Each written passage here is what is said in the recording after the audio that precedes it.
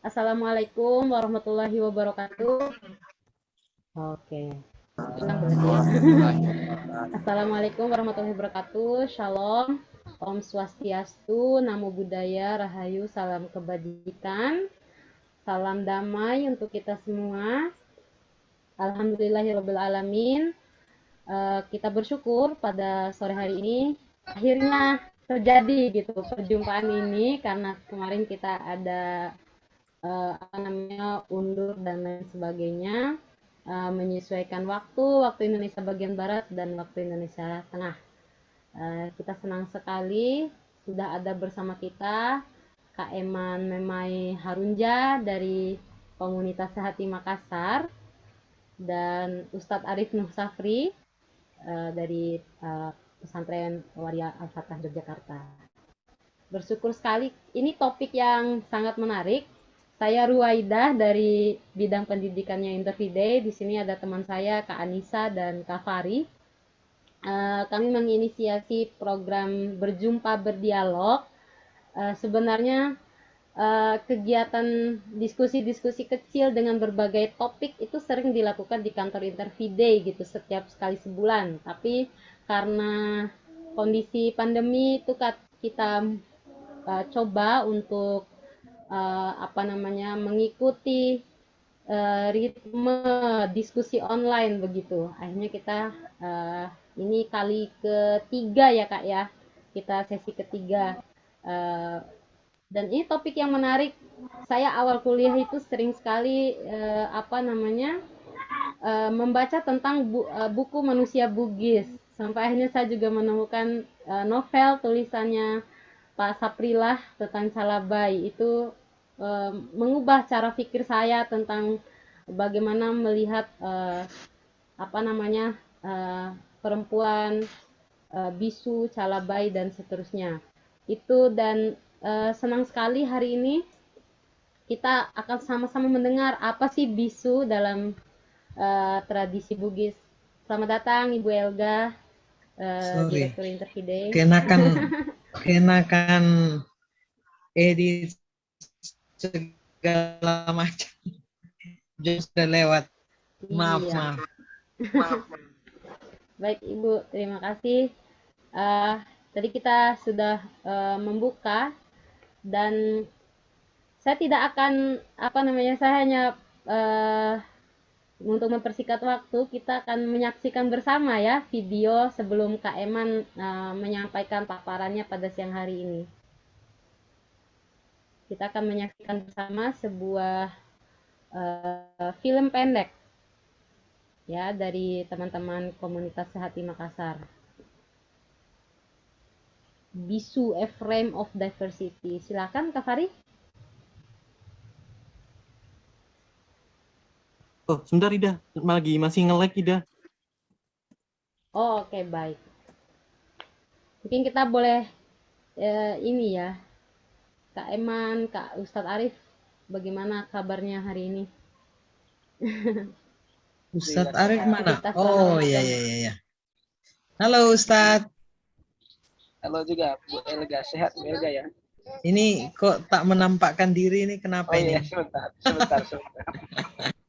Ini hujan loh. Di sana hujan nggak di tempatnya Ustadz Arif? Sebentar. Ini saya lagi di bis ini Bu Elga. Di mana? Lagi di bis, lagi perjalanan ke Palembang. Walah, ya ampun. Oh, kalau sulit nggak usah deh kalau gitu. Lagi mudik ternyata. Mudik nih, waduh, keren. Iya betul. Saya sebelum Fari saya mau cerita sedikit yang dulu Intervide ya. Boleh, silakan Ibu.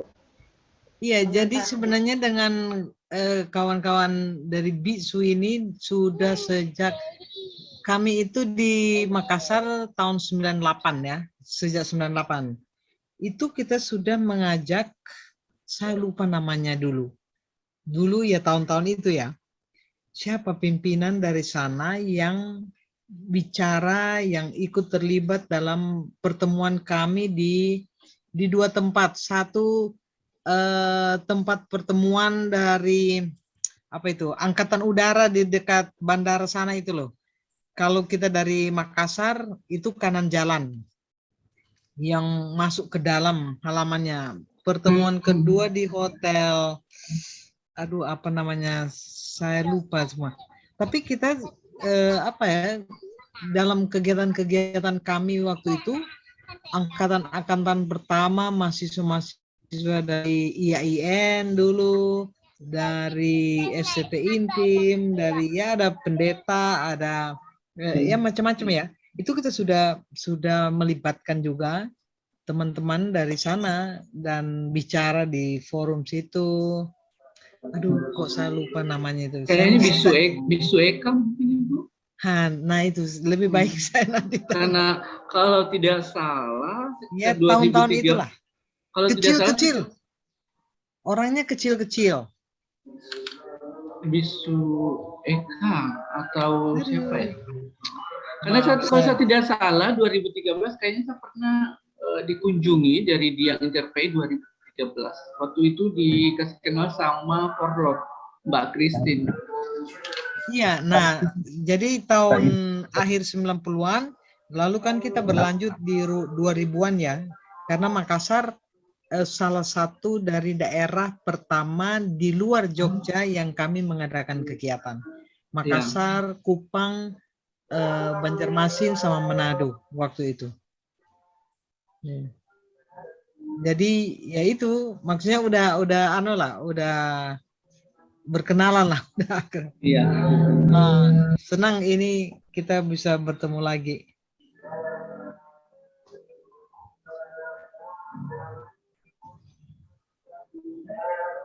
Halo Kak Ahmad. Insya Allah. Halo Ahmad. Halo, selamat siang.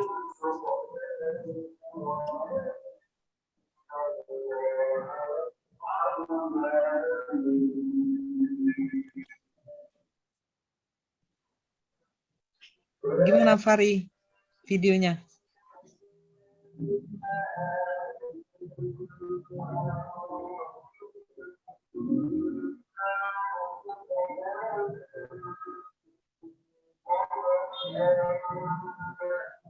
Gimana Kak Fari bisa?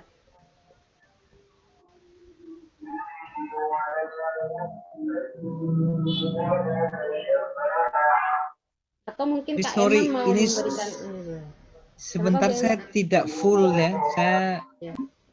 ada teman senior di Jogja ini mau buka puasa bersama sebentar. Jadi mau ngobrol-ngobrol. Silakan.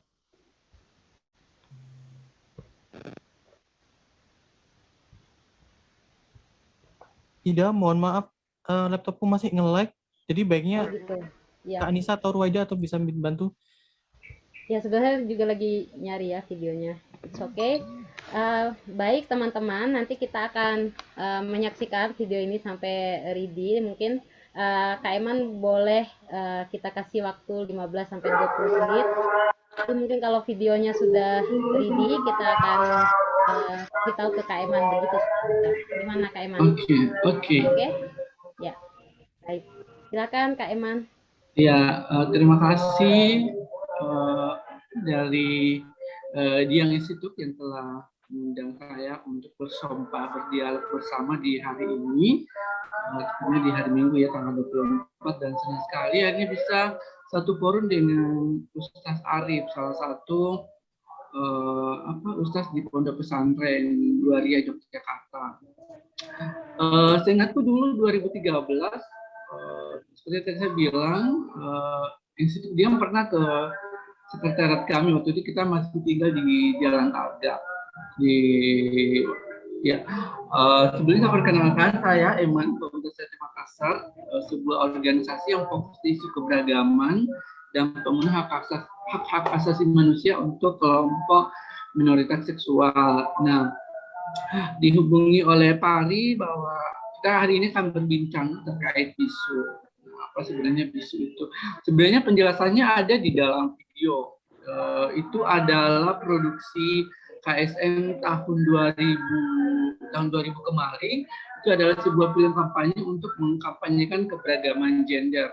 Nah, di Sulawesi Selatan sendiri, khususnya di daerah Bugis ya, itu dikenal dengan 5 gender. Ada Oroane, yaitu laki-laki pada umumnya, ada Mapunrai atau perempuan,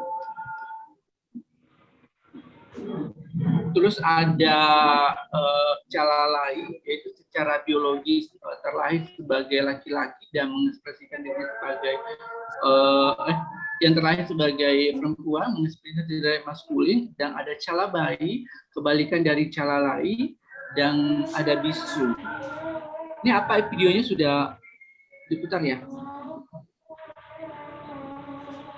Iya, sudah. Apakah sudah oke? Boleh ditonton dulu, Kak? Kita aku lanjut aja dulu ya, atau videonya.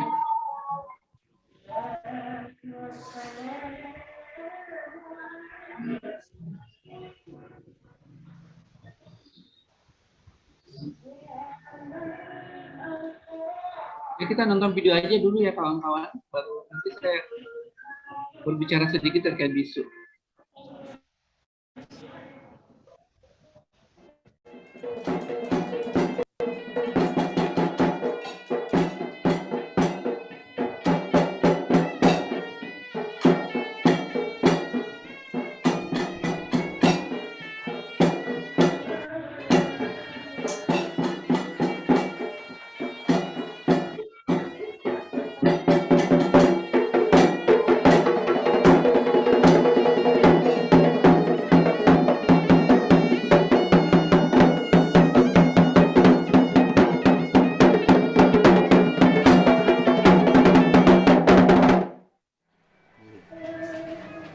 Apa kurbe na biasa nih lebutinnya dia makanya cepat-cepat masih jumpa. Iya nariaseng matua bisu ancu. Ia pawakangi abis sunginge ritana uji. Umurku 50 tahun. Ia pawakangi itu pimpinan daripada komunitas bisu itu sendiri. Sebagai jabatan matua adalah pimpinan. Di Bugis bagi tak kenal ada 5 gender.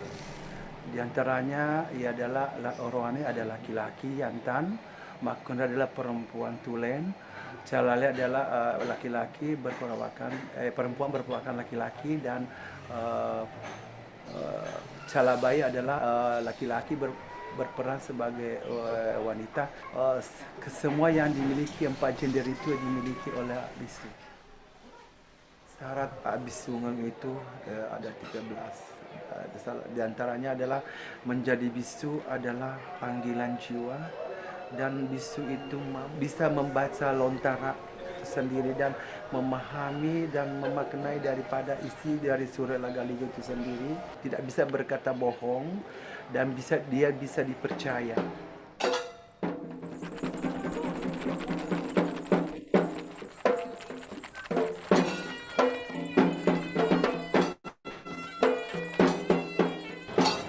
Bisu itu status tertinggi ya dalam kehidupan orang Bugis, yang artinya bersih.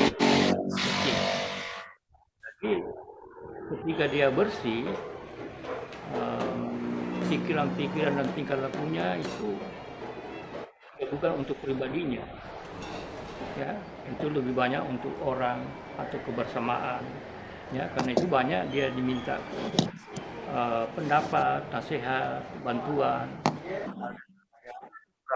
Coba peralatan ritual para bisu, para sandro-sandro itu dimusnahkan. Akhirnya memporak-porandakan, bahkan bisu itu dibunuh.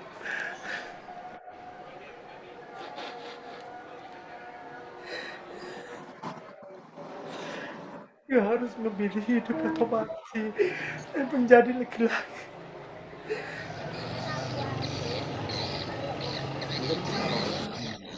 Kebencian dia mengatasnamakan gender itu jauh sebelumnya, tapi yang kita dapat ini semuanya ya itu dua, dan di DITI dan Operasi Toba setelah G30S 65 itu. Nah, DIT itu mengatasnamakan agama sebenarnya, Islam itu, tapi sebenarnya barisan kecewa kena ketidakadilan setelah kemerdekaan. Jadi artinya sebenarnya politik, ya, karena alasan politik itu maka mulai muncul penindasan-penindasan yang atas nama gender itu. Saya pribadi, saya kan terlahir dari Muslim semua. Jadi berpikir mana ada orang yang mau mencelakakan anaknya dan menjerumuskan anaknya ke dunia hitam. Dia pikir kalau jadi wali adalah mendapat diskriminasi.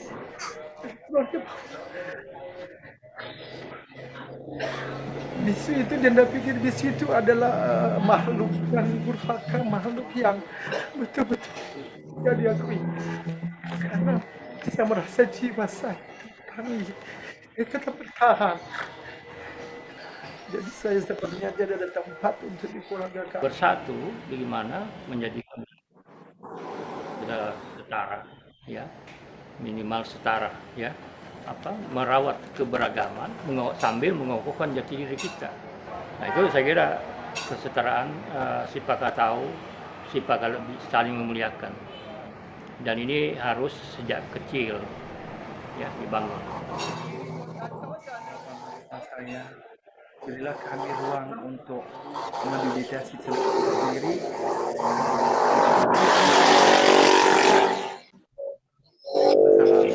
Karena tradisi kumai mangensara korosi korowenge tundrui papemadeka asera hesikiri pungo coda ampula.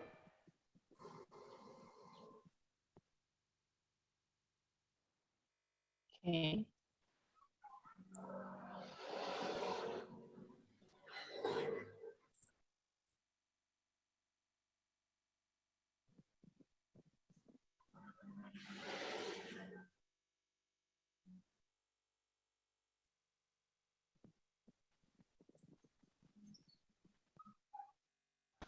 Oke, baik. Silakan Kak Iman. Itu. Mungkin. Iya, teman-teman, itu tadi sebuah video yang diproduksi oleh KSM tahun 2000 kemarin. Itu bercerita terkait apa itu bisu dan bagaimana sih situasi bisu saat ini. Nah, di dalam tadi di awal video itu adalah Puang Matua, dia adalah pimpinan bisu dari Kabupaten Bone. Kayaknya tadi saya dilihat ada di room ini. Nah, di Bugis, di Sulawesi Selatan ya, khususnya di Bugis itu mengenal 5 gender. Ada Oroane atau laki-laki yang secara biologis dan secara gender laki-laki, ada Makunrai atau perempuan, terus ada Calalai yang secara biologis terlahir sebagai perempuan dan berpenampilan maskulin, ada Calabai ya yang lebih populer ya, orang kenal dengan Waria, dan ada juga Bisu. Nah, Bisu ini adalah salah satu golongan yang paling dihormati dan dihargai di suku Bugis. Mereka adalah zaman dulu mereka adalah para pendeta Bugis kuno dan merupakan penasehat raja. Dia memiliki banyak sesuatu yang sangat dihargai. Misalkan dia adalah penyambung lidah antara manusia dengan sang pencipta, jadi dia adalah penghubung komunikasi.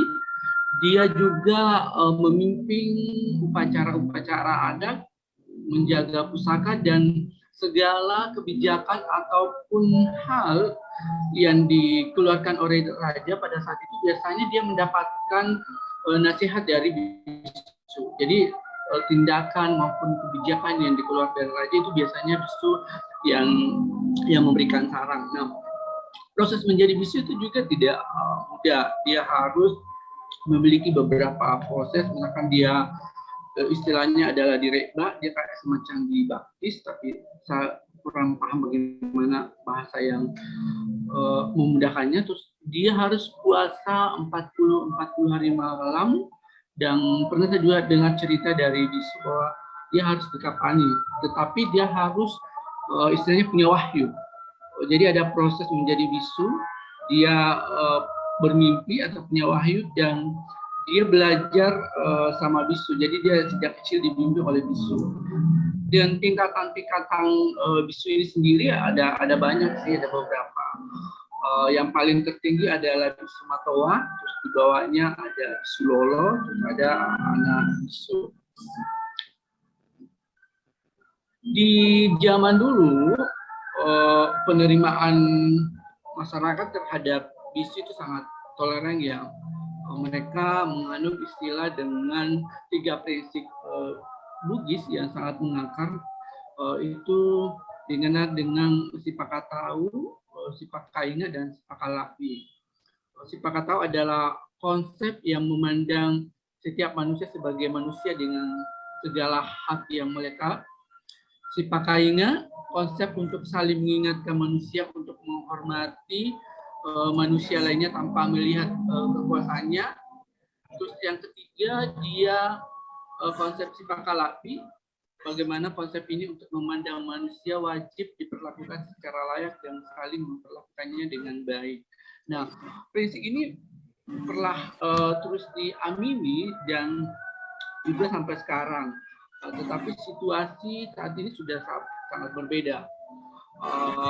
Kehidupan para bisu itu semakin lama kayak semakin ada oknum yang ingin mencoba untuk menyingkirkan bisu. Stigma dan diskriminasi itu juga mulai menjadi suram ketika ada sekelompok orang yang mengatasnamakan dirinya adalah Darul Islam. Seperti dari dalam cerita tersebut bahwa sekitar tahun 50-an bisu itu coba untuk dihilangkan dengan cara dibunuh karena mereka dianggap sesuatu yang musyrik, dan mereka coba dihilangkan.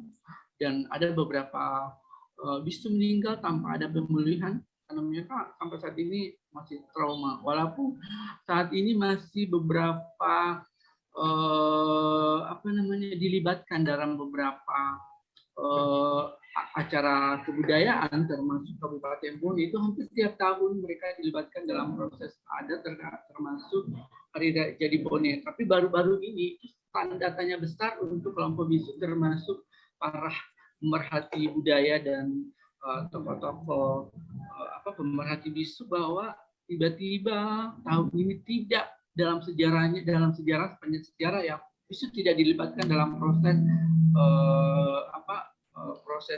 proses tersebut, padahal biasanya tiap hari, dan sampai saat ini belum ada kejelasan dari pihak pemerintah.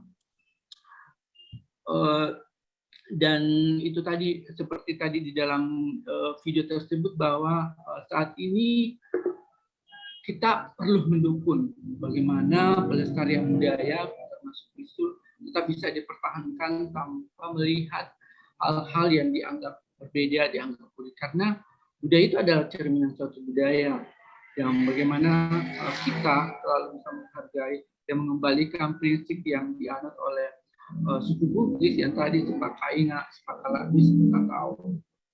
Itu mungkin sedikit pengantar dari saya. Mungkin nanti ada sharing atau tanya jawab dari penanggap Ustaz. Ya. Terima kasih. Oke, baik. Terima kasih Kak Eman. Sangat luar biasa. Kita banyak belajar hari ini tentang bagaimana melihat keberagaman gender. Ya, salah satunya tadi ada di dalam satu video itu tentang spiritualitas begitu ya. Dan di mana bisu itu tidak boleh bohong dan tidak boleh tidak boleh bohong dan bisa dipercaya kayak gitu ya. Itu sangat menarik. Karena di satu sisi juga tadi dijelaskan juga tentang sejarah di mana para bisu itu dipaksa untuk menjadi laki-laki laki-laki pada umumnya mainstream kayak gitu. Tapi pada sisi yang lain bisu ini justru sebenarnya model membalikkan cara pandang kita tentang keberagaman gender itu ya. Nah, kita mau undang Ustadz Arif. Halo Ustadz Arif. Ya, halo Mbak Ida. Iya, Kedengaran kita dengan mau suara undang saya? Ustadz Arif untuk memberi tanggapan ya tentang ada banyak banget diskriminasi gender di sekitar kita kayak gitu, dan para bisu ini juga menjalankan spiritualitas, terlibat dalam kebudayaan, dan memang itu sudah mengakar kuat kayak gitu. Tapi di sisi yang lain ini kan model positif ya Ustadz, bagaimana sebenarnya transmen atau transpuan justru dalam tradisi orang Bugis itu sangat mulia kayak gitu loh, ada status sosial, bahkan tadi disebut oleh Pak Latif punya status sosial yang lebih tinggi dalam tradisi Bugis kayak gitu.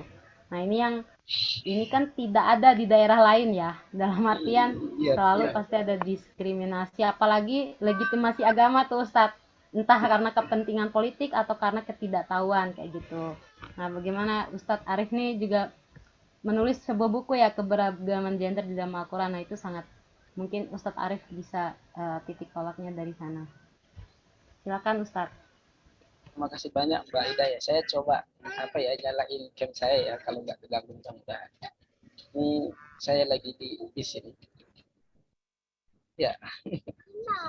Ya, bismillahirrahmanirrahim. Assalamualaikum warahmatullahi wabarakatuh. Salam sejahtera untuk semuanya yang hadir pada ruang Zoom ini ya. Dan salam kenal tentunya. Ada beberapa yang tentu yang sudah saya kenal, tapi yang belum kenal kenalan aja ya. Khusus untuk Kak Eman, salam kenal.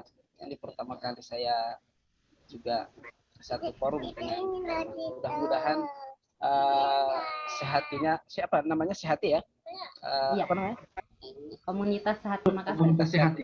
Ya, komunitas Sehati Makassar tetap eksis dan lebih banyak lagi kiprahnya untuk teman-teman keragaman gender dan seksualitas.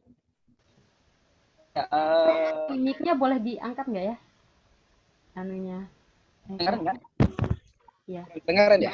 Oke. Iya, Ya, oke. Ya, yang pertama sebenarnya saya ingin menyampaikan terima kasih banyak untuk teman-teman Interview Day yang sudah mengikutkan saya untuk forum ini. Yang kedua, sebenarnya kalau saya dibilang penanggap, apa yang disampaikan oleh Kak Eman itu sebenarnya udah lebih dari cukup sebenarnya. Justru saya sebenarnya lebih senang mendengar apa yang dirasakan oleh Kak Eman dan juga teman-teman yang lain. Cuma karena memang kapasitas saya dianggap sebagai untuk menanggapi, saya tanggapi sekilas saja nanti. Dan akan lebih baik kalau misalnya nanti kita jauh lebih banyak diskusi dan tanya jawab. Oke. Yang pertama yang ingin saya sampaikan, memang betul apa yang tadi sempat disinggung oleh Kak Eman itu, bahwa agama itu tetap menjadi apa ya bahasanya, saya nggak berani sebenarnya ngomong menjadi persoalan, tapi memang kenyataannya agama selalu dibawa untuk menjadi alat, bahkan sering dijadikan sebagai alat untuk menindas lah, seperti itu, termasuk teman-teman ragam gender dan seksualitas non normatif. Dalam konteks teman-teman di Makassar atau di Bugis, ada saudara-saudara kita yang bisu, yang sejarahnya kan luar biasa kelam ya. Bagaimana NII pada saat itu melakukan berbagai macam apalah, mereka mengatakan adalah sebagai salah satu cara untuk meluruskan manusia kembali kepada kodratnya, kan seperti itu. Itu yang pertama, memang betul. Dalam konteks Indonesia juga sama, saya pikir. Di Jogja dulu pesantren waria juga sama kan, apa yang dialami, kelompok agama juga datang kemudian melakukan penggerudukan, bahkan juga sampai dipaksa tutupkan pada saat itu. Dan saya pikir persoalan ini mungkin akan terus berlanjut. Dan sayangnya, karena saya akan bicara tentang konteks agama Islam, sayangnya sebenarnya persoalan itu justru hadir setelah atau pasca kenabian atau pasca Nabi Muhammad. Seperti itu yang jadi persoalan kita. Dan itu sebenarnya masa kelam itu, kalau seandainya kita runut, itu muncul dari Abu Bakar, kemudian Umar bin Khattab, Utsman bin Affan agak sedikit meredup. Sampai sekarang saya udah banyak baca buku, banyak dalam arti mungkin lumayan lah seperti itu. Saya belum pernah menemukan riwayat yang kemudian melakukan bertindak diskriminasi atau bahkan kemudian melakukan hukuman-hukuman yang tidak manusiawi di zaman Utsman bin Affan. Tapi kemudian di zaman Ali kembali lagi yang sampai dibuang ya dari menara seperti itu. Menariknya kemudian peralihan kekuasaan itu justru apa namanya ya, dari khalifah itu kan kehalifan kita ada Abbasiyah, Umayyah, kemudian Turki Utsmani nanti. Penerimaan terhadap ragam gender dan seksualitas itu sebenarnya lebih terbuka luas. Jadi sangat-sangat terbuka luas. Di dalam buku saya yang pertama yang sudah saya singgung. Tapi insya Allah ini teman-teman sekalian mohonnya biar bisa selesaikan naskah buku saya yang kedua yang bicara tentang sistem dan saya yakin jauh lebih memberikan wacana yang lebih luas dan lebih dalam dibandingkan buku yang pertama. Karena sampai sekarang itu saya sudah menulis sekitar 100 halaman seperti itu. Dan itu baru sekitar 80%. Mudah-mudahan bisa secepatnya selesai. Saya ingin menyampaikan bahwa pola penerimaan itu memang sangat beragam. Makanya kalau kita ingin menjadikan idealnya, ya silakan aja kita kembali kepada masa Rasul, masa Nabi Muhammad, bagaimana kemudian pada saat itu melakukan penerimaan terhadap ragam gender dan seksualitas itu. Itu yang pertama. Yang kedua, konteks budaya juga sempat disinggung tadi. Saya nggak tahu harus berapa kali kita menyampaikan bahwa justru sebenarnya apa yang disampaikan oleh Kak Yaman tadi itu sudah membuktikan bahwa budaya Timur, khususnya budaya Indonesia, sudah sangat jauh lebih terbuka kan, seperti itu. Artinya gini maksud saya nggak tahu budaya Timur yang dimaksud oleh mereka yang menolak ragam gender dan seksualitas itu apa, saya nggak tahu. Kalau yang mereka maksud adalah budaya Timur dalam konteks misalnya Indonesia, misalnya dalam arti Nusantara sebelum Indonesia atau bahkan sebelum Islam pun datang ke Indonesia, saudara-saudara kita kan sudah luar biasa penerimanya terhadap ragam gender tadi, termasuk bisu misalnya. Sebelum Islam datang ke Indonesia, mereka sudah eksis kan, seperti itu. Jadi sehingga kalau kemudian penolakan atas nama budaya juga agak unik menurut saya. Kemarin juga ada artikel yang ditulis di Sumatera Utara, juga ada yang disebut dengan Putri Nantinjo. Putri Nantinjo itu adalah sementara katanya sosok mitos seperti itu. Tapi walaupun sosok mitos, cuma digambarkan bahwa dia itu adalah persis seperti bisu atau teman-teman kita atau saudara kita yang transpuan. Jadi saya ingin mengatakan bahwa budaya Timur yang mana yang mereka maksud, yang seperti itu. Kalau dalam konteks Indonesia boleh kita bongkar bagaimana budaya kita memberikan keleluasaan luar biasa terhadap ragam gender dan seksualitas. Belum lagi kita bicara tentang budaya Jawa kan, seperti itu. Nah, kalau saya kerucutkan kemudian, barangkali yang mereka maksud budaya Timur itu adalah budaya Islam misalnya. Kalau kita kaitkan dengan agama, sama aja. Buktinya di zaman Rasul juga sudah ada al-mukhonnas seperti itu. Nah, namanya al-mukhonnas. Kalau dalam bahasa fikih atau dalam bahasa agama itu namanya al-mukhonnas, yaitu secara biologis atau secara anatomi itu mereka adalah laki-laki, tapi kemudian mengidentifikasi diri atau mengekspresikan diri sebagai perempuan. Dan mereka ada. Dan bahkan di dalam beberapa riwayat kemudian mereka terbiasa keluar masuk rumah Rasul, bercanda, kemudian bersama istri-istri bersama istri-istri Rasul seperti itu. Dan hal itu sangat-sangat lumrah terjadi. Makanya saya ingin kembali lagi mengatakan budaya yang mana yang mereka jadikan, yang mereka maksudnya budaya Timur yang tidak menerima itu. Seperti ini. Itu yang ingin saya sampaikan dalam konteks penolakan itu. Sehingga sebenarnya kalau kita ingin bicara lebih intens, penolakan atas nama agama atau penolakan atas nama budaya itu sebenarnya bisa tertolak secara otomatis dengan syarat itu tadi, kita sama-sama terbuka kemudian mempelajari itu. Nah, kemudian yang ingin saya sampaikan teman-teman sekalian yang hadir di sini itu barangkali memang ada hal-hal yang ingin saya sampaikan ya, yang lebih prinsip mungkin kalau dalam konteks Islam. Penolakan terhadap ragam gender dan seksualitas itu adalah, saya yakin di agama-agama Abrahamik lah, saya yakin sama. Penolakan itu mesti adalah kaitannya dengan kisah pilotnya seperti itu. Dan ini yang kemudian saya paparkan dalam buku saya yang kedua itu nanti insya Allah kalau Bapak bisa selesaikan seperti itu. Perlu kita mencoba merekonstruksi. Jadi kisah kaum Lut itu tidak bicara tentang ragam gender dan seksualitas. Jadi itu bicara tentang perilaku. Makanya saya bilang salah satu yang harus kita perbaiki itu adalah konsep luti atau konsep liwat. Nah, kaum Lut dalam konteks dalam konteks bahasa Arab itu harusnya sudah kita geser menjadi al-misliyun. Al-misliyun itu adalah orientasi seksual, sementara al-liwat itu adalah perilaku seksual. Tapi persoalannya memang di situ tadi.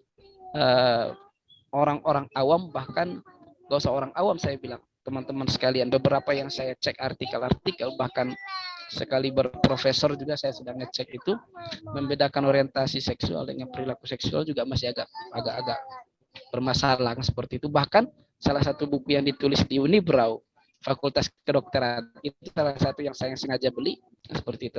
Kemudian membedakan antara orientasi seksual dengan perilaku seksual aja sudah ada persoalan seperti itu. Jadi ini mungkin kalau dalam konteks konsep saya pikir makanya sebenarnya gini, barangkali di buku-buku saya itu kan juga saya mengenalkan bukan istilah sih sebenarnya, lebih ke sudah familiar, tapi saya mencoba untuk meminimalisir bahkan tidak menggunakan terma-terma yang sudah dianggap propaganda dari baratnya seperti itu, misalnya LGBTIQ itu. Dan itu dalam buku saya yang kedua insya Allah nggak akan ditemukan lagi. Makanya kemudian saya gunakan menjadi ragam gender dan seksualitas. Dan secara konsep memang tawaran barat LGBTIQ itu tidak bisa menjadi payung besar terhadap ragam gender dan seksual itu, sangat tidak bisa. Makanya kemudian mereka tambah dengan queer plus kan seperti itu. Karena memang nggak bisa memayungi ragam gender dan seksualitas yang luar biasa beragam tersebut. Nah, itu mungkin sekilas yang bisa saya sampaikan kita. Kecuali mungkin nanti kalau ada yang dirasa kurang boleh saya tambahkan seperti itu, atau nanti kita langsung diskusi. Terima kasih banyak, mudah-mudahan bermanfaat. Saya kembalikan ke Mbak Ida. Baik, terima kasih Ustadz Arif yang sudah banyak memberikan. Ya memang persoalan multi identity itu, identitas yang multi itu yang memang agak rumit. Bahkan seorang manusia pun tidak bisa dikatakan punya identitas tunggal kayak gitu. Oke. Baik teman-teman, tadi kita sudah mendengar dari Kak Eman tentang bisu, apa itu bisu dan bagaimana kesehariannya dan posisinya. Terus juga ada penegasan juga dari Ustadz Arif, ya tentang bagaimana dogma agama yang sangat kuat mempengaruhi diskriminasi terhadap gender minoritas kayak gitu. Silakan teman-teman. Ini ada kita teman Zoom user sama Galaxy A11 ya, mungkin bisa rename gitu, mengganti nama akun kalau boleh, biar kita tahu. Ada teman-teman sekolah lintas iman di sini, Kak Desi, Kak Christine, halo. Ada teman-teman komunitas Bisu Bone juga.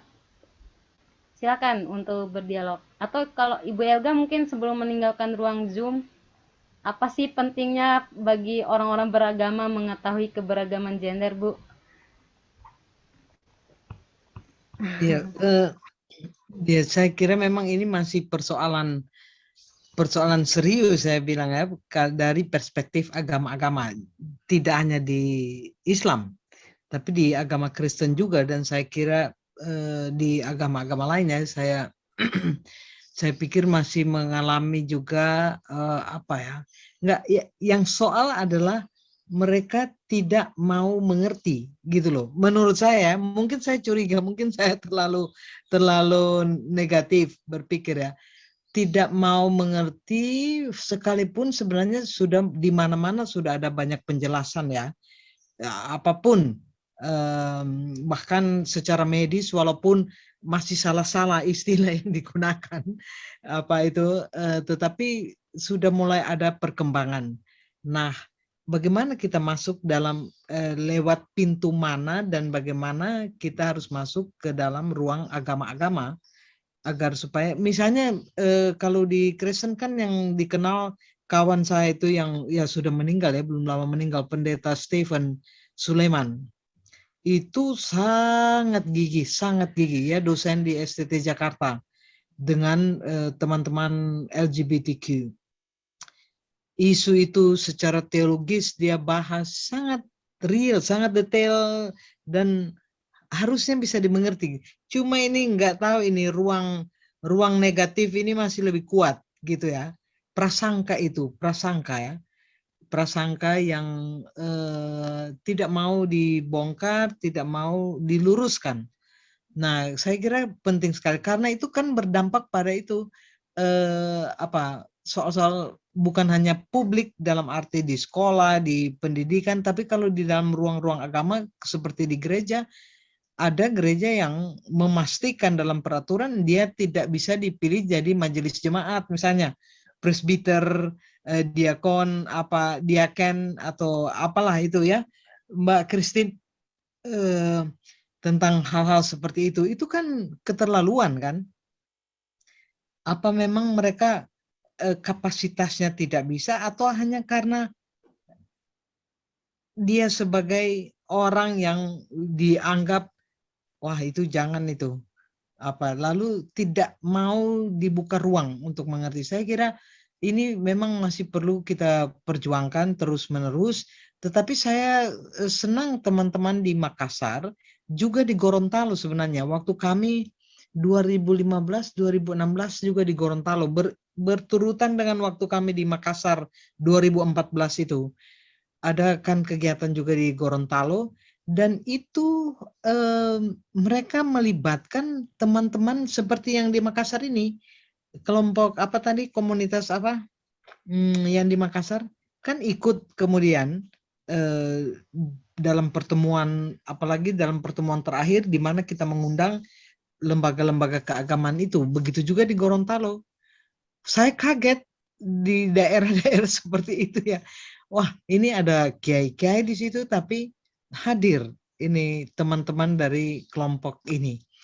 Dan bagi saya ini yang perlu kita dorong dan memang beri ruang supaya agama-agama juga melihat, menyaksikan, mendengar dan ya pelan-pelan mereka bisa mengakui apalagi seperti Ustadz Arif ya, ada buku, menulis, bicara dan memberi contoh ya sebagai seorang ustadz yang menemani, mendampingi teman-teman Maria di sana itu ya di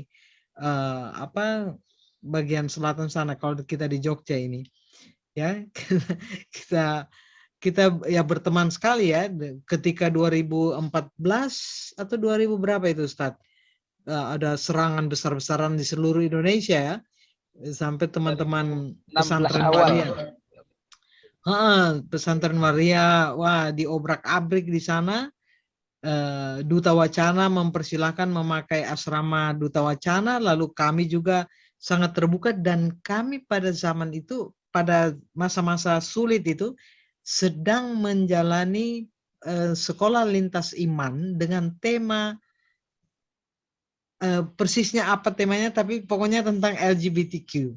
Jadi, wah itu menarik sekali diskusi di dalam kelas dan kita berusaha sekali tidak ada Facebook, tidak ada apa disebarkan sehingga sepanjang satu semester itu aman kita bicara. Sekalipun di dalam kelas itu diskusinya wah keren-keren itu debat. Jadi ini ya jangan putus asa, kita terus-menerus harus gulirkan karena itu konsep-konsep Sodom dan Gomora tadi ya, Lut kalau dalam Islam seperti di Kristen juga ada yang gitu-gitu. Ya. Baik. Begitu aja Rueda. Saya tidak ada pertanyaan tapi ya Baik. dorongan dan Terima pikiran kasih aja. Bang Elga. Mungkin ini menjadi pemantik jika belum ada yang akan bertanya. Kak Eman tentang penerimaan nih. Tadi kan di video juga ada penjelasan ada trauma tentang pengusiran oleh TII ya, dan juga operasi Toba setelah pasca G30 SPKI. Dan apa ya, merinding juga sih mendengar tadi Bisu bicara tentang hal itu, tentang ada sejarah yang begitu kebencian ditanamkan seperti itu kepada kelompok Bisu dan juga mungkin kelompok transpuan atau transmen gitu di wilayah Sulawesi kayak gitu. Nah, tentang penerimaan kalau untuk sekarang struggle-nya kayak gimana sih teman-teman di sana, Kak Eman? Kalau tadi kan di Jogja pengalamannya tuh diserang, bahkan baru banget ya 2016 kayak gitu. Silakan Kak Ya, Eman. ya. Kalau untuk saat ini kan itu kan berbeda pola. Apalagi pada pemerintahan dulu kan bagaimana kehidupan bisu itu sangat dihargai dan dekat dengan kerajaan karena itu kan dulu masa kerajaan. Kalau sekarang kan lebih ke masa pemerintahan. Ya, bisu biasanya sih masih dianggap memang saat ini masih dianggap ada, dan banyak beberapa bisu yang misalkan khususnya kayak di Pangkep menjadi sandro atau dukun. Terus di Sopeng mereka menjaga benda-benda pusaka, walaupun bisu ini punya komitmen, dia tetap menjaga pusaka karena ini adalah tugas dan tanggung jawabku sebagai bisu, walaupun dia tidak punya pendapatan dari menjaga benda-benda pusaka dan pemerintah juga tidak memperhatikannya. Jadi untuk di Topeng biasanya mereka hanya mendapatkan ketika ada orang yang bersiara, dana-dana itu yang mereka biasa pakai. Kalau di Bone mereka masih biasa diikutkan untuk ritual-ritual budaya dan ritual-ritual apa untuk kayak hari jadi kabupaten. Tetapi baru-baru tahun ini itu mereka tidak dilepaskan. Dan ini kayak satu bentuk belum, tapi secara analis kita belum tahu apakah ini bentuk untuk mencoba mendorong menghilangkan bisu peran dan fungsinya, atau sebagai bentuk perpanjangan dari kebencian masa lalu berbasis kebencian terhadap gender tertentu. Ya, beberapa kami belum tahu sih. Saya sebagai pribadi dan sebagai lembaga belum tahu, tapi sepanjang beberapa tahun ini memang sentimen atau ujaran kebencian berbasis gender itu semakin meningkat, baik di sosial media maupun di yang mengatasnamakan agama, termasuk serangan terhadap gender yang lain, waria, transmen, termasuk bisu. Peran-peran dan posisinya semakin coba untuk digeserkan dari kehidupan masyarakat. Tapi secara sosial memang di suku Bugis penerimaan masyarakat secara sosial itu sangat dihargai, sangat diterima. Tapi secara perang dan fungsinya sebagai sebuah budaya itu seolah-olah ingin dihilangkan peran dan fungsinya. Tapi bagaimana bersinergi dengan masyarakat, bersosial masih sangat lebih dihargai. Kalau khususnya di daerah Bugis, yaitu Sope Pangkep. Kalau bisu saat ini masih berada di 4 kabupaten. Setahu di Bone, Wajo, Bone, Pangkep, Sopeng, Wajo itu. Dan beberapa bisu juga semakin berkurang saat ini karena itu tadi banyak teman-teman transpuan ataupun orang untuk tidak belum ada inisiatif untuk menjadi bisu, dan bisu saat ini semakin hari semakin berkurang sih, dan banyak tokoh-tokoh budaya mengatakan bahwa ini adalah bisu terakhir. Ya, semoga tidak sih, karena kami juga tidak ingin melihat sebuah cerita bahwa, tapi kami juga ingin generasi mendatang melihat budaya itu, bukan cuma hanya mendengar cerita-cerita yang masih ada saat ini. Oke, baik, terima kasih. Tadi ada disebut tentang krisis keterpanggilan ya Kak. Tidak banyak lagi teman-teman yang mau menempuh jalan spiritualitas bisu itu kayak gitu. Mungkin nanti bisa ditanggapi tentang krisis keterpanggilan itu, apa yang dilakukan oleh generasi tua para bisu ini untuk regenerasi ya kayak gitu. Oke, ya, ada yang raise hand, Kak Leni Sugiarto, silakan. Nanti bisa sebut nama dan dari mana. Baik, terima kasih Mbak Rohida. Assalamualaikum warahmatullahi wabarakatuh. Saya Leni dari Yayasan Sri Kandi Sejati Jakarta. Halo Kak Eman.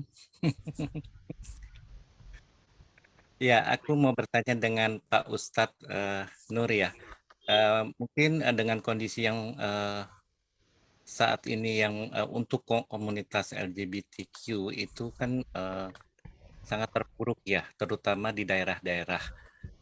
Kecuali kalau yang di kota mungkin masyarakatnya karena sedang sibuk dengan urusan masing-masing, akhirnya eh, stigma itu agak sedikit berkurang. Tetapi kalau yang di daerah itu kadang-kadang teman-teman kita itu eh, merasa ruang geraknya itu sempit begitu ya. Nah, mungkin ini juga bisa menjadi Pak Ustadz bisa memberikan pencerahan kepada teman-teman kita di daerah bagaimana mereka bersikap menghadapi hal-hal misalkan terjadi apa namanya kepada kelompok-kelompok LGBT itu Pak Ustadz. Terima kasih. Assalamualaikum warahmatullahi wabarakatuh. Waalaikumsalam warahmatullahi wabarakatuh. Terima kasih Kak Leni. Tadi Kak Ahmad raise hand mau bicara kah? Enggak. Ya, makasih, We. Ya. Ya, tabrik Kak Iman, salam kenal. Saya Ahmad. Saya kalau tidak salah pernah ketemu di satu Zoom juga dengan Kak Iman waktu itu. Acaranya Sir Jakarta kalau tidak salah. Saya sebetulnya dan kalau tidak salah waktu itu Kak Iman tidak mewakili teman-teman KSM, dan saya sebetulnya baru tahu komunitas sehati ini dan baru tracking juga di Google sebetulnya. Dan ternyata pernah beracara juga sama Mas Towi 2019 lalu waktu acaranya Sejuk di Makassar. Iya. Saya orang Parepare, Kak Iman. Saya sekarang tinggal di Jogja sama Ustadz Arif, biasanya kita diskusi.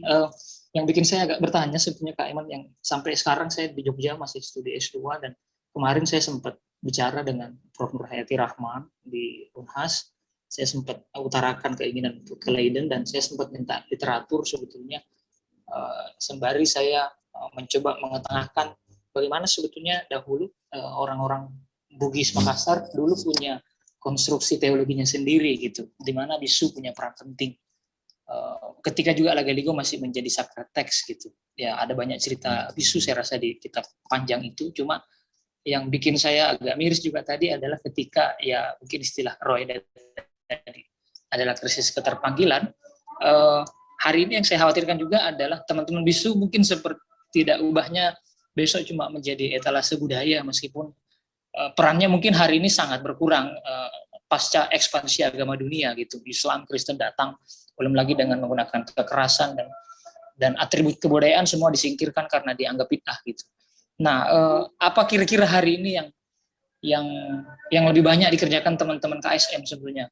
Kak Iman, saya ingin tahu di bagian situ sebetulnya.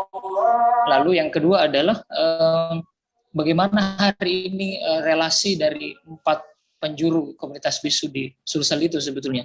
Apa yang saat ini 4 daerah itu kerjakan sebetulnya secara padu, Kak Iman. Apakah juga sebetulnya berpikir soal bagaimana regenerasi mungkin bisu yang masih punya peran-peran penting, atau isu-isu lain, mungkin hari ini frame-nya LGBT dan mungkin ikut isu-isu global, tapi secara lokal apa yang Kak kira-kira 4 penjuru itu yang bisa diusahakan. Sama terakhir mungkin ke Ustadz Arif, ya mungkin satu sisi kita merasa bosan juga mungkin soal ini, cuma kira-kira apa harapan yang paling mungkin kita lakukan gitu soal literasi tentang keragaman itu, apa kurang kencang ya kira-kira Ustadz ya? Saya juga menggelisahkan itu, dan bagaimana tafsir yang lebih inklusi ini didorong gitu, tapi apa kira-kira harapan di balik pesimisme itu gitu. Saya juga orang tafsir, cuma yang mengamini mungkin ya itu ya kita bisa sampai pesimis, tapi selain itu apa yang bisa dilakukan dalam aras teologi Islam sendiri.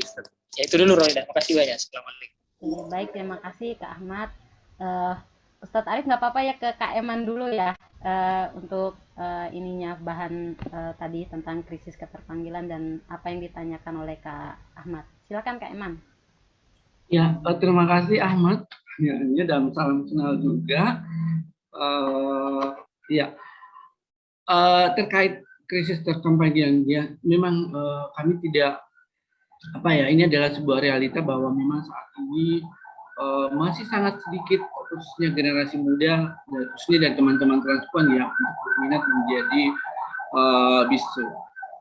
Kami belum punya analisis terkait apa penyebab tersebut, tapi mungkin bisa saja karena syarat untuk menjadi bisu itu memang diakui teman-teman itu sangat berat. Pertama, ada proses irba, ada puasa 40 hari 40 malam dan sampai proses dikapani. Tapi menurut itu bukan sesuatu yang sangat mungkin disepelekan, tetapi yang paling mendasar adalah dulu mereka hidup karena mendapatkan perhatian dari kerajaan, mereka mendapatkan upah atau apalah. Nah, saat ini peran dan fungsi bisu itu sudah berkurang.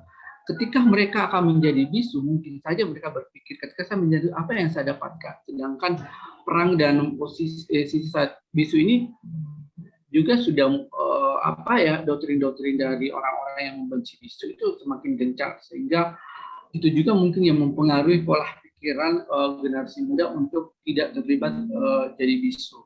Jadi mereka banyak teman-teman yang beralih pekerjaan, misalkan ya lebih mending saya menjadi bekerja di salon atau daripada menjadi bisu yang mungkin tidak bisa saya mendapatkan. Ini asumsi pribadi, tapi memang kami selalu berusaha dan mendorong, termasuk beberapa pematua tetap mengkampanyekan, tetap mengajak generasi muda, khususnya transpuan muda untuk mau menjadi bisu.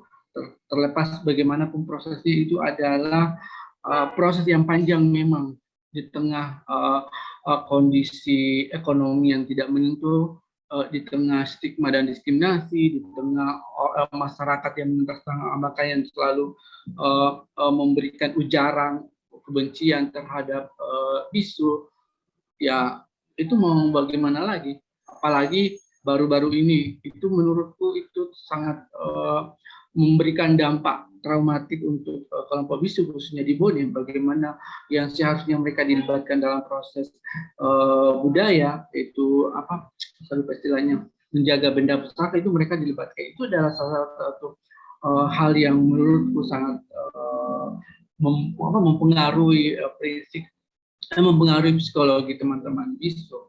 Nah, apa yang dilakukan KSN melihat hal tersebut? Kita mendorong bagaimana sih tetap 4 kabupaten ini saling komunikasi terkait apa yang bisa kami bantu. Memang secara tenaga, secara SDM kami juga punya keterbatasan, tapi melalui video tadi itu adalah salah satu bentuk yang paling bisa kami lakukan, mengkampanyekan lewat YouTube, mengkampanyekan keluar, jangan sampai budaya ini hilang di tengah masyarakat. Kami menyampaikan kepada masyarakat bahwa ada loh gender di Bugis, bagaimana mereka dulu dihargai, bagaimana situasi saat ini, bagaimana bagaimana ada sekelompok orang yang mencoba melakukan penghilangan atas gender dengan melakukan kebencian atas nama agama.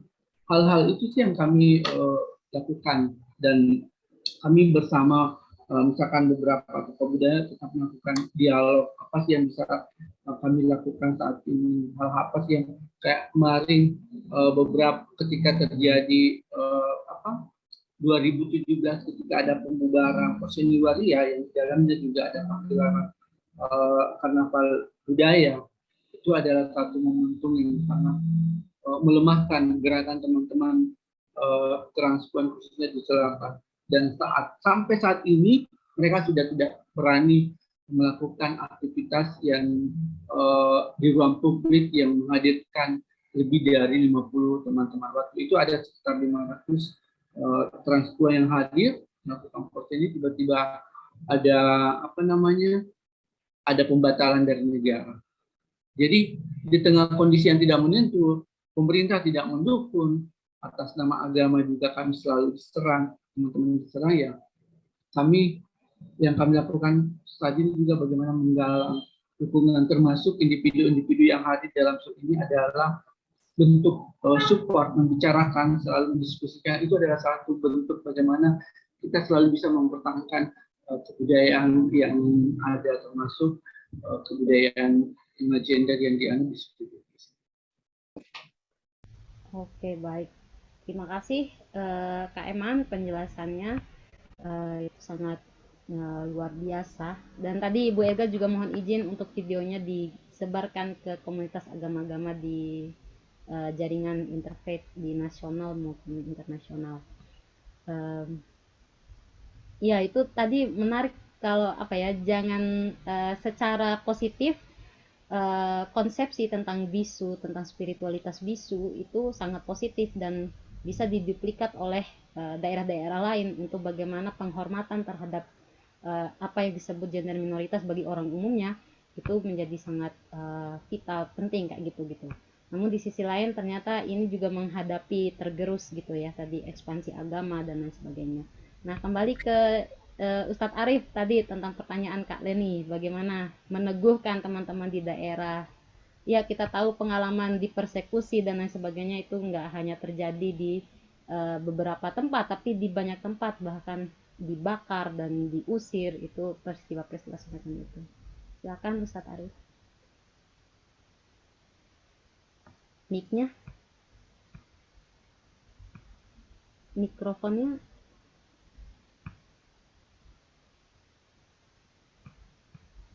masih mute Ustadz.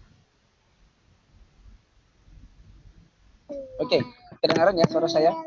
Ya, silakan. Ya, terima kasih Kak Leni tadi tentang tanggapannya. Saya justru melihat sedikit hal yang berbeda sebenarnya menurut saya Mbak Leni. Kalau Mbak Leni tadi bilang, iya mungkin secara kapasitas penguatan teman-teman ragam gender dan seksualitas di kota itu lebih kuat karena lebih terkoordinir menurut saya. Tapi justru saya melihat hal yang berbeda. Di daerah itu walaupun tidak begitu kuat secara komunitas, tapi kan sebenarnya kalau penerimaan sebenarnya justru saya melihat orang-orang di daerah malah lebih enjoy berteman dengan mereka. Justru itu yang menurut saya loh ya. Misalnya ketika saya dulu punya kesempatan ke Maumere misalnya, saya melihat teman-teman di sana luar biasa, penerimaan warga di sana juga luar biasa. Dan hal yang sama juga sebenarnya, saya kan juga dari kampung Sumatera Utara, jadi penerimaan terhadap ragam gender dan seksualitas itu luar biasa juga. Misalnya di kampung saya itu biasa aja teman-teman transpuan itu kemudian muazin ke masjid azan, nggak seperti itu, nggak ada masalah tuh.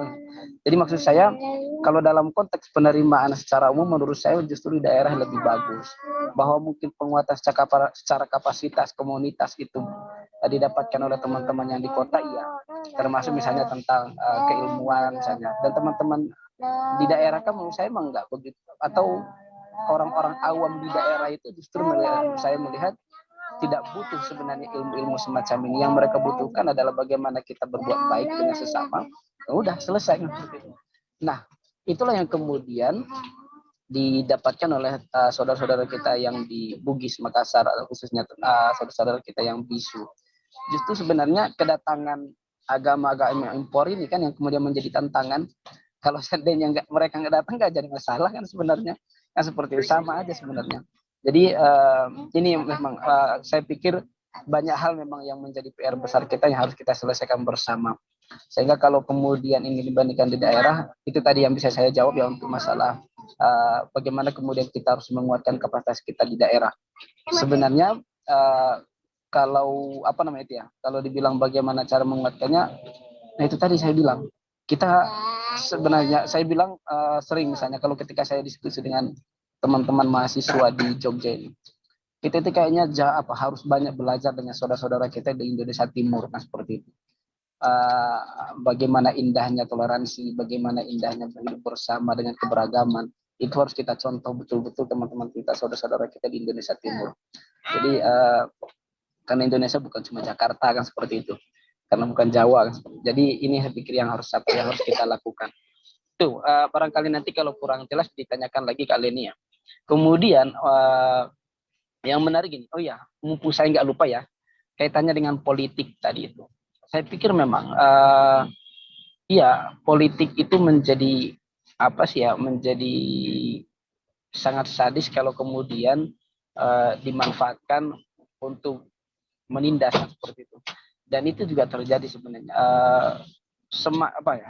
Saya sedikit baca buku itu misalnya, semakin bagus sistem di dalam semakin bagus sistem di dalam sebuah kekuasaan pemerintahan, keterbukaan, kemudian penerimaan penerimaan terhadap saudara-saudara kita yang minoritas itu lebih bagus sebenarnya. Jadi misal saya contohkan, saya nggak usah bicara tentang Nabi Muhammad, kita bicara tentang Abbasiyah ketika beberapa khalifah itu kan, Khalifah Harun al-Rasyid misalnya, ada di situ yang bernama, ini sebenarnya familiar banget, akan terulang terus untuk teman-teman yang sudah sering ngobrol dengan saya seperti itu. Siapa namanya itu yang penyair luar biasa seperti itu, Abu Nawas misalnya, kan sistem pemerintah pada saat itu luar biasa bagus, keterbukaan informasi, kemudian ruang-ruang diskusi luar biasa terbuka, sehingga mereka yang notabene dari kelompok minoritas gender dan seksualitas pun bahkan punya panggung, dan itu pun terjadi zaman Rasul. Para muhonnas transpuan itu mendapatkan panggung luar biasa loh. Ada istilah mereka itu biasa stand up comedy, kalau bahasa Arab al-fukakah. Al-fukakah itu adalah memberikan hiburan berupa stand up, jadi komedi di panggung, kemudian sahabat-sahabat Rasul kemudian menikmati kemudian menjadi penyanyi juga biasa seperti itu. Nah, yang baru saya dapatkan informasinya itu adalah ada yang namanya Muhammad ibn Dawud. Muhammad ibn Dawud itu adalah orang yang hidup di abad ketiga Hijriah, meninggalnya tahun 297 atau 296.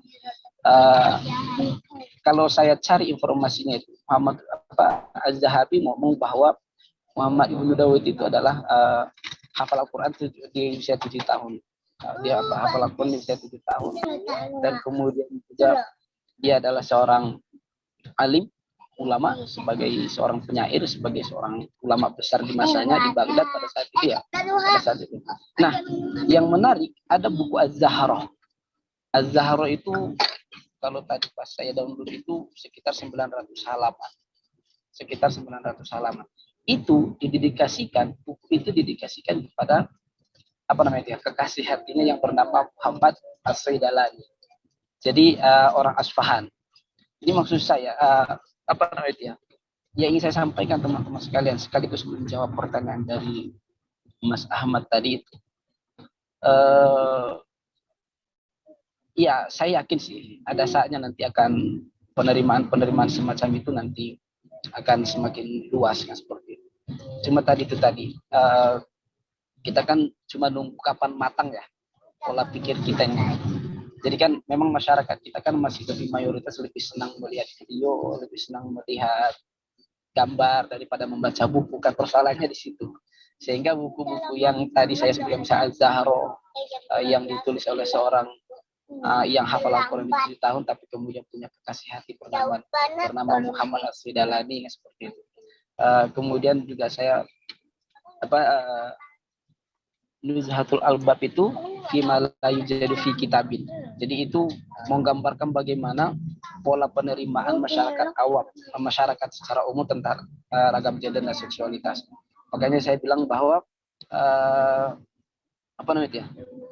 di masa-masa kejayaan itu justru penerimaan terhadap heteroseksual itu sama persis dengan penerimaan terhadap non heteroseksual.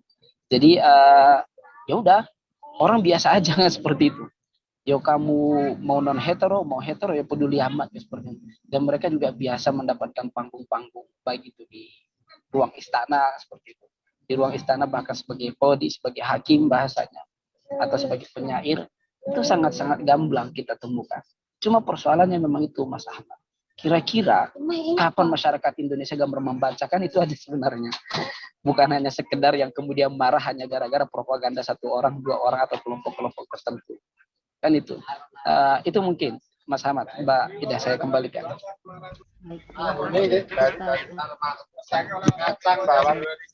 Tentang peminggiran, maksudnya di dalam sejarah ada peminggiran begitu ya Ustadz ya, maksudnya dalam artian ada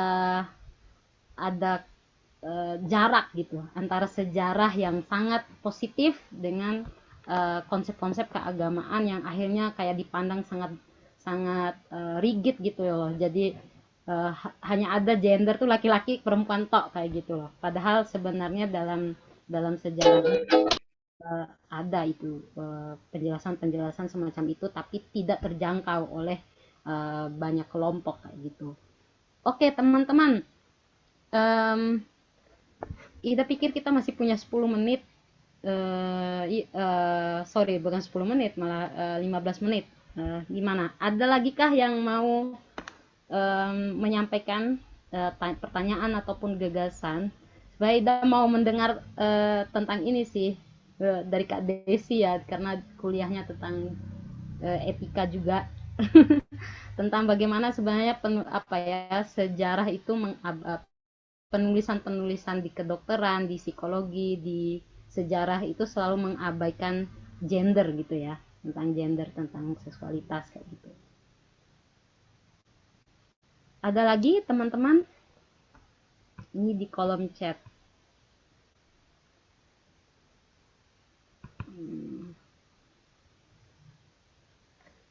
Oh itu tanggapan ya tentang.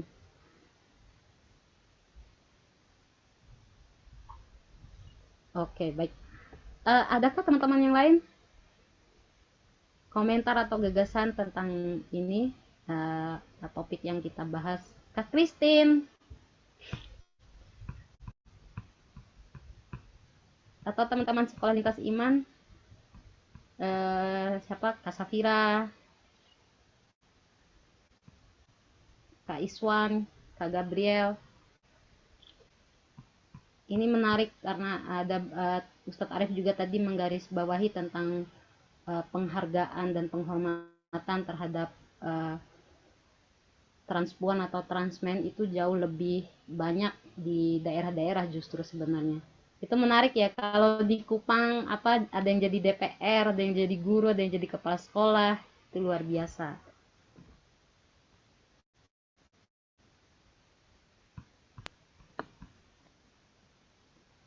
Karirin mau bicara? Iya, Silakan. Kak. Aku boleh tanya? Enggak. Iya, silakan. Untuk Ustaz Ari, bagaimana merespon agamais yang selalu menyatakan bahwa bisu adalah musyrik dan bagaimana mengurangi kebencian tersebut? Oke, baik. Halo? Iya. Udah, Kak? Oke, baik. Terima kasih. Ustadz Arif, bagaimana menghadapi stigma ya bahwa tradisi bisu itu adalah musyrik? Ini ngeri juga nih. Iya, Tentang iya saya memang siapa tadi yang bertanya apa ya? Mohon maaf. Mbak Ririn. Ririn. Iya, iya kita sebenarnya memang sedih ya kalau sudah ini stigma luar biasa ya. Yo musyrik, yo apalagi ya pelanggar kodrat lah, terlaknat lah, dusturnya luar biasa. Untuk teman-teman ragam gender dan seksualitas non normatif ini. Tapi yang saya sampaikan gini deh Mbak Ririn. Yang pertama bahwa terlepas dari apa yang sudah saya sampaikan tadi ya, kita terkadang harus membaca ulang lagi sejarah kita sebenarnya. Termasuk untuk kita yang sebenarnya kita juga termasuk ya harus membaca ulang biar ketika nanti ada orang-orang yang kemudian menyampaikan hujatan, teman-teman juga bisa memberikan jawaban atau wacana lah minimal. Terlepas mereka menerima atau tidak, setidaknya teman-teman kan harus punya punya kapasitas juga untuk memberikan jawaban yang diterima atau tidak, itu bukan urusan kita. Nah, ini kedengaran nggak ya? Ya, ini perlu dulu nggak ya? Perlu dilewatkan dulu nggak ya? Iya. Oh ya, nanti dijawab. Mungkin kita minta respon Kak Eman kali ya. Di tengah stigmatisasi tentang musyrik, tentang terlaknat dan lain sebagainya, bagaimana teman-teman istilahnya misalnya dalam pertemuan-pertemuan para bisu atau pertemuan-pertemuan teman-teman di komunitas sehati di Makassar itu membincang tentang hal seperti ini, tentang istilahnya mengedukasi orang lain lah gitu, yang yang misalnya kayak kami yang awam dengan pengetahuan tentang bisu, tentang transpuan dengan dan lain sebagainya itu. Gimana Kak Eman? Maksudnya kalau mengedukasi teman-teman sesama apa namanya teman-teman ini kan misalnya tentang struggle dengan penolakan-penolakan, tapi bagaimana sih untuk orang di luar komunitas kayak gitu loh, gitu Kak? Ya, memang ini salah satu hal yang paling sering dilontarkan oleh orang-orang yang melakukan ujaran kebencian terhadap orang gender. Selalu cerita-cerita agama, cerita-cerita Nabiul itu yang selalu dilontarkan ke kami. Saya dan KSN termasuk teman-teman BISU memang masih sangat minim terkait kapasitas bagaimana membentuk ketika ada ujaran-ujaran seperti itu. Apalagi khususnya di Sulawesi Selatan masih sangat minim kami menemukan terkait tokoh-tokoh agama yang humanis yang bisa memperbincangkan terkait keberagaman dalam perspektif agama. Biasanya ketika kami berdiskusi, biasanya kami hanya lewat Zoom. Kami pernah mengundang Profesor Musda Mulia, beberapa teman-teman dari Jawa. Kalau di Sulawesi Selatan masih sangat minim, bahkan kami belum menemukan saat ini. Apalagi yang paling sering juga bagaimana mengurangi trauma teman-teman termasuk psikolog itu masih sangat rendah. Tapi tapi bagaimana KSM untuk bagaimana tetap membangun kepercayaan teman-teman? Biasanya kami mengajarkan terkait keberagaman gender. Apa sih perbedaan orientasi seksual, identitas gender, perilaku seksual, apa yang membedakan bahwa itu semuanya bukan sesuatu yang manusia harus melihat bahwa ketika dia terlahir sebagai laki-laki, dia harus maskulin, dia harus berambut pendek. Itu yang kami coba kampanyekan, ajarkan kepada teman-teman komunitas sebagai bekal, sebagai benteng dia ketika mencoba melawan orang-orang yang selalu menjelaskan dalam perspektif agama. Kami mengajarkan terkait SOGI-SC, orientasi seksual, identitas gender, ekspresi gender, dan karakteristik. Itu yang kami coba berikan. Dan literatur maupun mencari tokoh-tokoh individu agama yang memiliki pemahaman terkait agama yang humanis yang sampai saat ini, dan beberapa individu yang masih muda itu sudah kami dekati untuk membangun dialog terkait bagaimana sebenarnya membicarakan keberagaman dalam perspektif agama. Itu sih Mbak kalau dari saya. Terima kasih Kak Eman. Ya memang peristiwa menghadap-hadapkan antara kebudayaan dan teologi itu memang agama dan budaya itu sebenarnya nggak bisa budaya dan agama tuh nggak bisa disatukan, tapi dia beriringan sebenarnya, dan dan itulah menjadi dinamika kehidupan yang indah gitu, harmoninya di situ gitu. Baik, dari komunitas Bisu Bone silakan, mungkin bisa membuka mic dan memperkenalkan nama dan ini siapa begitu. Silakan.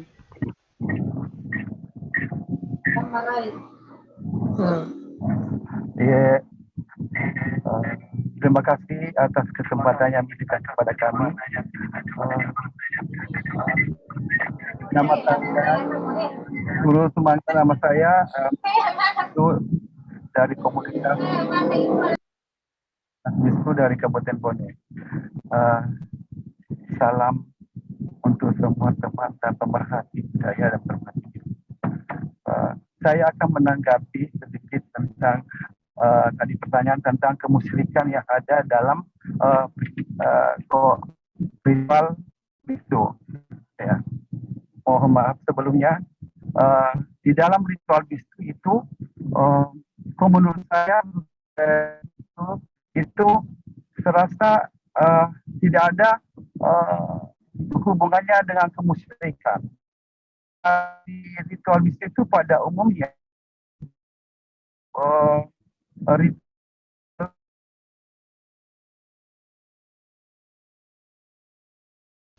Terputus ya. Halo. Mungkin kameranya dimatikan saja. Mungkin.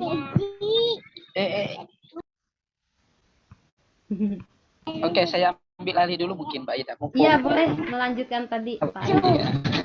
Iya. Yang pertama mungkin saya ulangi sedikit bahwa saya pikir memang teman-teman juga harus membangun kapasitas juga untuk kemudian nanti saatnya kan ini akan terus berulang masalahnya, bagaimana penolakannya akan terus berulang, sehingga teman-teman secara pribadi maupun kelompok harus menguatkan kapasitasnya untuk kemudian bisa membangun wacana juga. Yang kedua yang ingin saya sampaikan karena ini kan akan terus nih stigma-stigma ini akan terus diproduksi terus oleh siapapun lah, sehingga teman-teman juga harus mengubah stigma itu kan sebenarnya kan kita juga nggak bisa menunggu orang lain. Kita nggak bisa menunggu orang lain untuk mengubah stigma orang kepada kita. Sehingga teman-teman juga harus aktif bagaimana kemudian mencoba gini, misalnya dalam konteks Jogja, misalnya saya bilang ke teman-teman transpuan ya. Teman-teman transpuan misalnya ketika lagi mengamen atau apapun lah, bagaimana kemudian stigma misalnya agak sedikit terlalu kasar atau terlalu apalah bahasanya, coba disesuaikan dengan apa yang diinginkan oleh warga, kan seperti itu. Jadi itu. Kemudian kalau dalam konteks agama, yakinlah bahwa menjadi queer itu tidak berarti kemudian kita harus jauh dari agama. Jadi manusia spiritualis sekaligus menjadi queer itu ada sangat berpeluang, sangat berpeluang untuk dilakukan. Toh pada kenyataannya kita kan juga sama ya. Di buku saya yang pertama saya bilang ada teologi queer. Teologi queer itu yang saya maksudkan itu adalah bahwa kita berasal dari ruh yang sama. Apapun jenis kalimat, bagaimanapun orientasimu, bahwa kita berasal dari ruh yang sama, yaitu ruh keilahian. Wa nafakhtu fi padanya. Jadi teman-teman bisu, teman-teman perempuan, laki-laki, transpuan, transmen, ya sama. Kita berasal dari ruh yang sama. Sehingga memang ketika kita berasal dari ruh yang sama, peluang kita untuk mendapatkan cinta dan kasih sayang Tuhan itu ya sama juga kan berarti. Sehingga memang nggak usah menguatkan diri itu penting. Jadi saya juga sering bilang ke teman-teman bahwa kalian itu sudah terlalu kuat. Kalian itu sudah terlalu kuat hidup menjadi transpuan, menjadi bisu, menjadi transmen. Jadi kalau hanya sekedar stigma dibilang kafir lah, itu udah sangat biasa banget kan seperti itu. Jadi maksud saya jangan sampai kemudian stigma semacam itu juga menjatuhkan mental teman-teman. Justru itu harus dijadikan sebagai pembuktian diri bahwa emang kenapa kalau saya transpuan, emang salah kalau saya sholat misalnya. Jadi hal semacam itu saya pikir kita coba untuk bangun biar nanti orang juga lama kelamaan juga akan paham juga. Barangkali itu. Baik. Terima kasih Ustadz Arif. Dari komunitas bisu Bone tadi bagaimana Kak, mau melanjutkan? Maaf tadi terputus agak lama ya. Silakan. Ya. Mas Yan, mohon maaf sebelumnya. Ya. Saya lanjut dari kemusyrikan daripada proses ya. Zaman dahulu memang itu merupakan inti daripada suatu begitulah.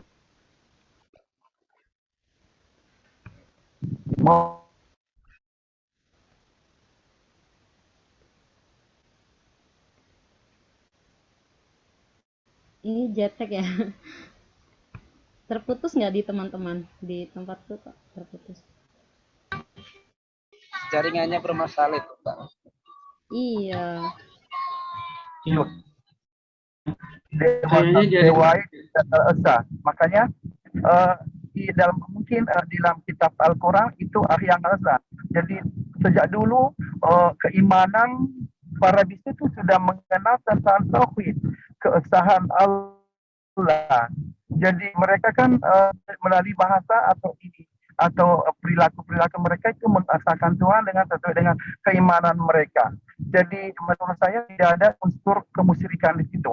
Nah, kalau mengandung dan melihat dari segi kerja kajian, bukankah manusia pertama itu Adam dan Hawa mempunyai keturunan ketika Allah akan kita sesuatu sengketa antara saudaranya, Allah menurunkan firman supaya dia melakukan sesajen yang mana antara anak dari keturunan dari Adam dan Hawa itu harus melakukan sesajen, menempatkan sesajen di batu-batu.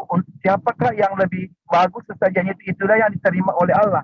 Jadi mungkin dari unsur situ, karena melalui dari sesajen itu adalah ucapan syukur kepada Allah yang Esa itu. Dan bisu itu tidak pernah melenceng daripada sesuatu yang melanggar dari hukum tatanan daripada bisu itu, terutama menduakan Allah. Jadi dari mana unsur itu mengatakan bahwa bijak atau musyrik. Nah, padahal dan sekarang pada umumnya bisu itu seragam lakukan soal agama sesuai dengan kepercayaannya. Bahkan sudah ada agama lain masing-masing mempunyai kepercayaan masing-masing dan teruntuk kepada Sang Pencipta itu. Iya. Mohon maaf mungkin ini yang saya informasikan. Assalamualaikum warahmatullahi wabarakatuh. Waalaikumsalam warahmatullahi wabarakatuh. Jadi ya jika ada label musyrik terhadap tradisi bisu dan seterusnya itu sangat-sangat tidak berdasar ya. Oke. Baik kakak semua, kita sudah 1,5 jam lebih dikit lah gitu di dalam forum ini. Kita sangat saling memperkaya. Sebelum itu Ida meminta Kak Eman dan Ustadz Arif untuk memberikan statement akhir tentang perjumpaan kita, tentang dialog kita pada sore hari ini. Silakan. Memang sangat penting untuk kita selalu mewujudkan toleransi keberagaman gender. Itu akan sangat sulit ketika masih banyak individu, ada orang-orang yang melakukan ujaran kebencian berdasarkan agama kepada ragam gender tertentu. Orang-orang di luar sana, termasuk mungkin orang-orang di sekitar kita, mungkin boleh tidak sepakat dengan gender atau ekspresi ataupun orientasi seksual pilihan seseorang. Tapi lagi-lagi itu jangan dijadikan alasan untuk melakukan kebencian atau tindakan kekerasan terhadap orang yang memilih kenyamanan identitas ataupun orientasinya. Biarkan mereka memilih dengan pilihan yang mereka masing-masing. Itu saja. Terima kasih. Baik. Terima kasih Kak Eman. Silakan Ustadz Arif.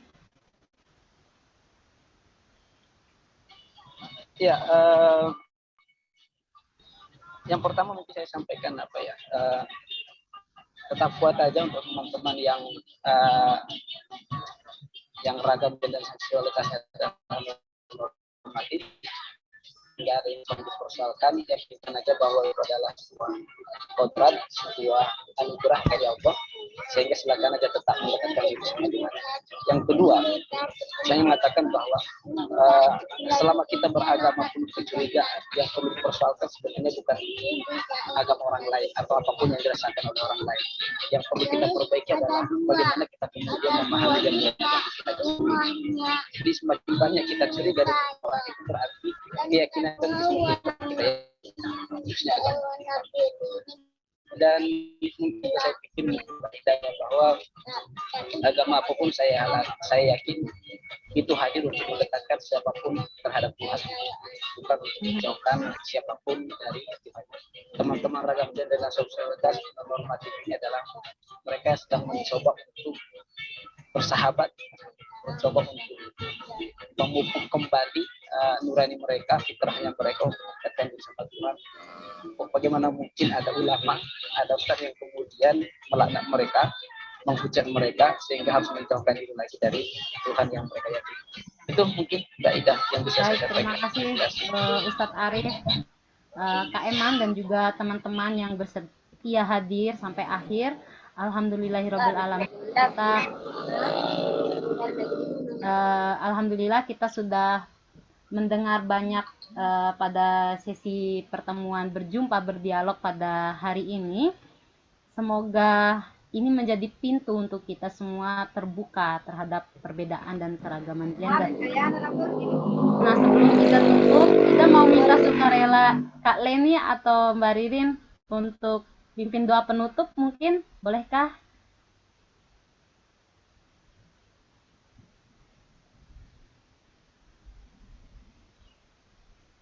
Oh, tidak aktif ya, mungkin lagi ini. Oke, baik.